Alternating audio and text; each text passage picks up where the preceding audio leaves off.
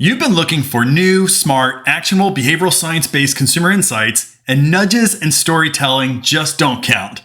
Now, if this is you, welcome. This video is going to be exactly what you're looking for. Now, if not, you're going to want to skip over this. So something I've learned over the last 25 years of conducting marketing research on the client and the supplier side is that using behavioral science research to uncover new, smart, actionable insights that you can use to help your brand isn't easy. If this is you, you're really not alone. In fact, it's one of the most common pain points that the marketing research industry surveys uncover every single year since at least 2005. Can you identify with this? So, you've been asked to conduct a meaty marketing research study like a segmentation, an ethnography, or maybe a shopper journey because you need some really deep consumer understanding for your business to grow. And at some point, you know that behavioral science needs to be incorporated into that methodology because you can't come back with the same old findings. So you may be even in a situation where marketing research isn't fully supported in your organization, at least to the level that you think it should be. And the team that you support is really smart and they have high expectations for you and this study. And you really want to make sure that you deliver. So you're going to spend a massive amount of time, effort, money on conducting a study. And when you get those results, there's just something that's not working with it, right? No new, smart, or actionable insights that you can feel very comfortable bringing back to your team. I've been there. So you work overnight with that vendor to run some additional analyses, or maybe you're going to rack your brain searching for a new, deep consumer truth because you know that the brand will be looking for something profound and, more importantly, actionable. Now, if you're lucky, you're going to find something interesting that gets you through that meeting. But you're not really going to feel great about this standing within the team, right? Now, if you're not lucky, you're going to hear something like this. And again, I've been there. You know, Will, this report has some really good insights. And they're saying that probably not to hurt my feelings, but I'm not clear on how I'm supposed to use these insights. I think we need to take a step back and absorb these findings. That word absorb means that it is a very, very, very clear sign that the research missed the mark because it didn't tell that team anything new, or it just didn't help them see the path forward. So I thought I'd share with you 5 strategies that I've learned over about 25 years to make sure that you get powerful, actionable insights from your behavioral research. Ready? Let's go. So strategy number 1 is follow a behavioral change model. Let me tell you a story. Back in 2010, I was at PepsiCo and I read this book, Predictably Irrational, which just really created a lot of passion around behavioral sciences.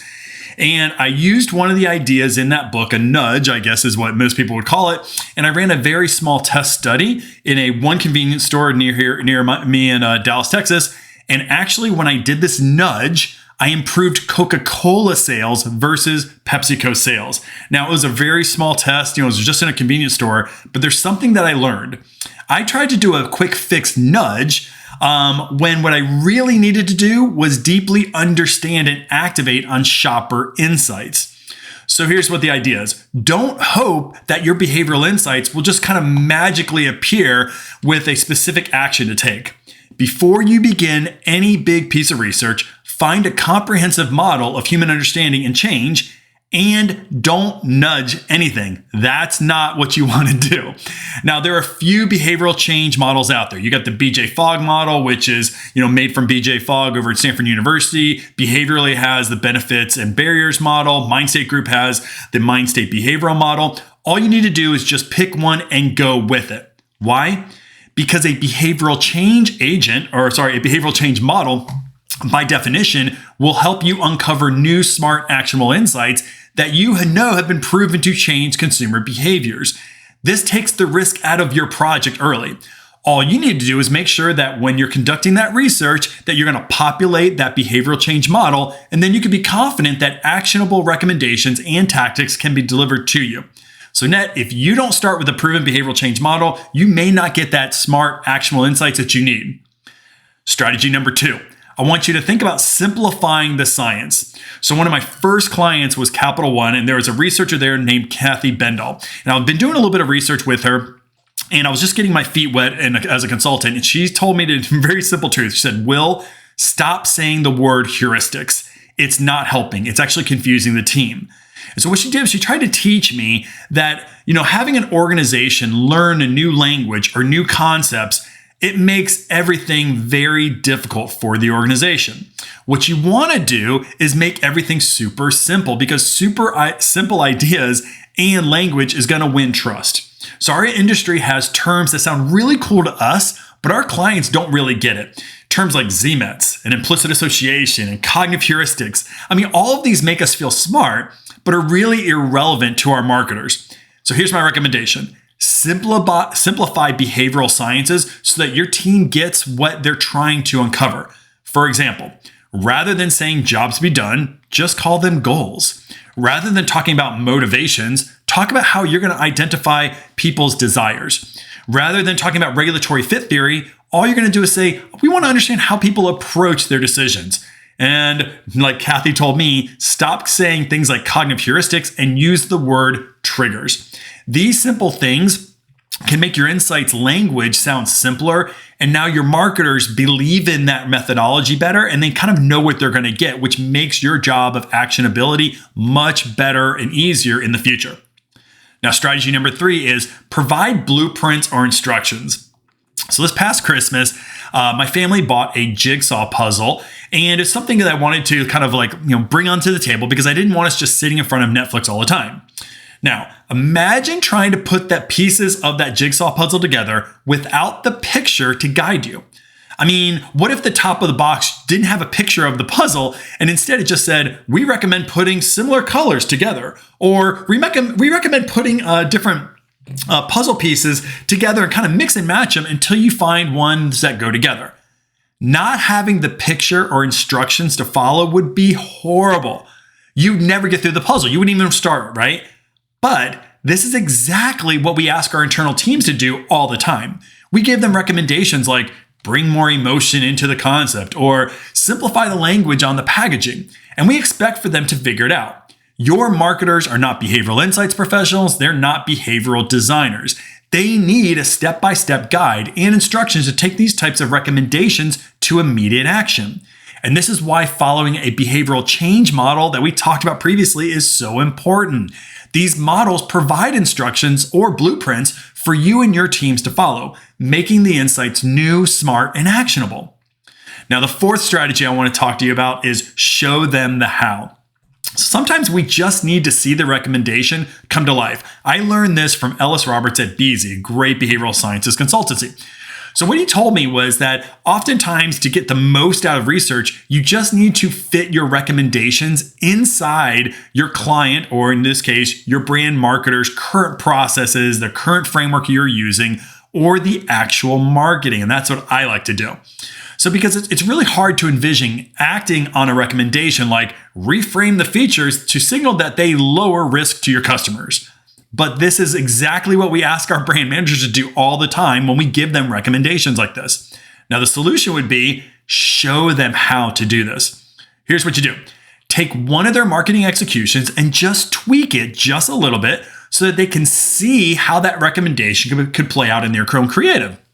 Now, it doesn't have to be perfect copy or even design because this is not your role.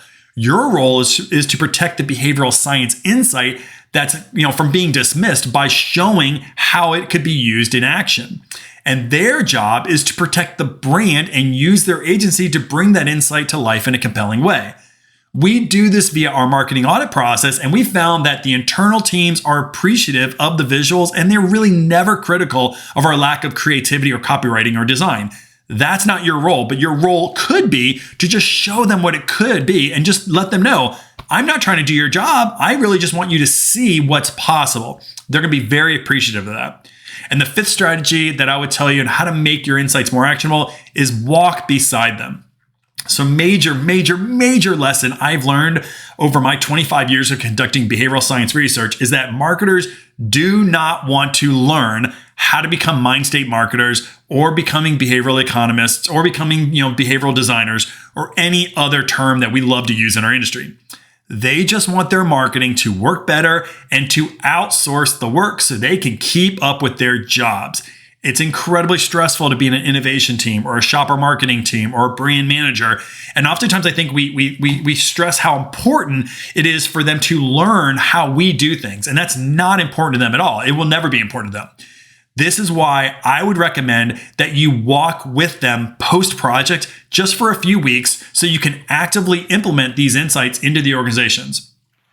Too many times, and I've been on the client side, we finish a major study and then we tell our marketers or brand team to reach out if they have any further questions, and then we move on. And then we wonder why our reports are never used, or that we look at those commercials later on thinking they didn't use any of our insights. It's not because those insights are bad. It's because we gave up too early and we stopped working with them to get these insights implemented. They didn't have you to walk beside them.